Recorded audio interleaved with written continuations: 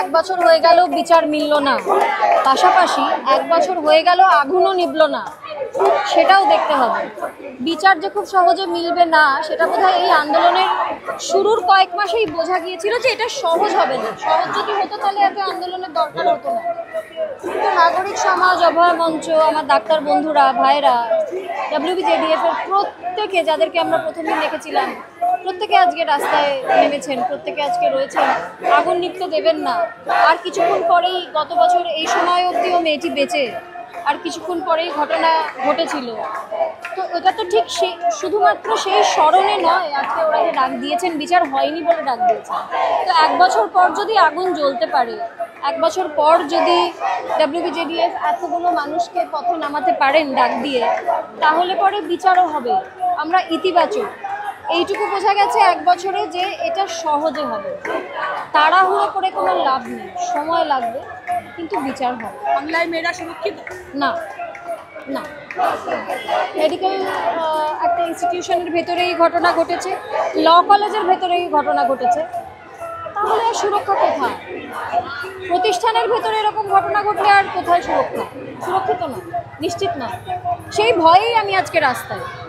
সরকারের উপর আস্থা নেই, কেন্দ্রীয় সরকারের উপর আস্থা নেই, আস্থাটা রাখছেন কারা? কারোর উপর আস্থা নেই। আমরা এই যে পথে নেমে বিচার চেয়ে যাওয়া, দিনের পর দিন ধরে চেয়ে যাওয়া, যতক্ষণ না বিচার পাওয়া যাচ্ছে বিচার চেয়ে যাওয়া, এই যে আমাদের চাওয়াটুকু, এই যে WBJDF এর আগুন নিভতে না দেওয়াটুকু, ওইটার ওপরেই ভরসা। দাদা, এক বছর আগেই আপনারা প্রতিবাদে ছিলেন, আজকে ফের রাজপথে।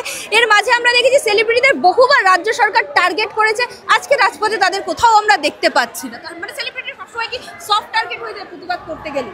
তাদের একটু পিছিয়ে যেতে হয়। দেখো, খালি সেলিব্রিটি নয়, আমি মনে করি যে প্রচুর মানুষ যারা বিভিন্ন কর্মক্ষেত্র থেকে এসছে, তারা অনেকেই, আমার প্রচুর বন্ধুবান্ধব আছে যারা সেলিব্রিটি নন, কিন্তু তাদের নিজেদের, যারা বিশেষ করে যারা ফ্রিল্যান্স করেন, তারা বিভিন্নভাবে সফট টার্গেট হয়েছে।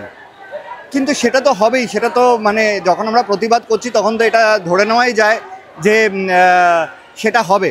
কিন্তু সেটা আমার মনে হয় না যারা সত্যিকারের প্রতিবাদ করতে চায় বা এই আন্দোলনে যুক্ত থাকতে চায় সেটা কোনোভাবে এফেক্ট করেছে বা করবে।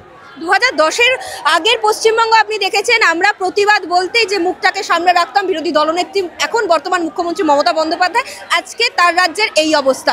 নাগরিক হিসেবে কি বলবো? নাগরিক হিসেবে একটাই কথা বলবো যে আজকে নারী সুরক্ষার জন্য, মানুষের সুরক্ষার জন্য, যেটা একটা সমাজের বেসিক নিড, আমরা ধরেই নিই যে আমাদের রাজ্যে আমরা সুরক্ষিত, তাই জন্যই এই রাজ্যে থাকি, এই রাজ্যেই জন্ম।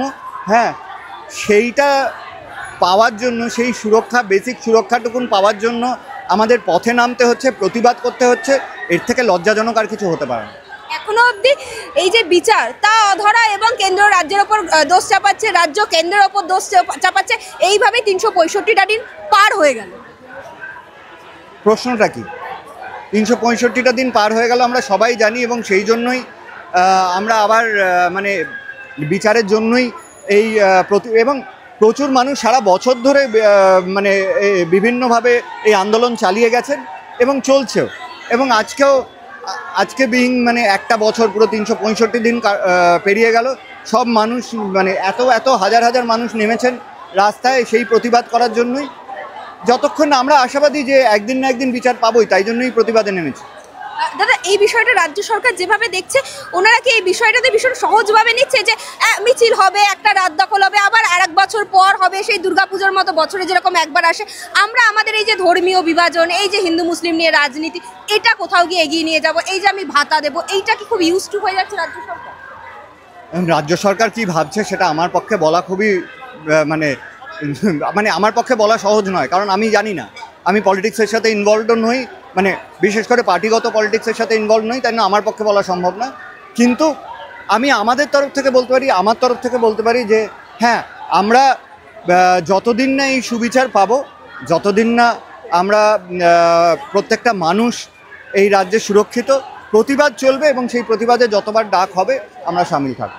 দাদা, দেবলীনাদিকে আমরা শুনেছিলাম এই কথাটা বলতে যে কোথাও গিয়ে প্রতিবাদ করেছে বলে সফট টার্গেট হয়েছে, কাজ নেই। আপনার ক্ষেত্রে এরকম কিছু হয়েছে?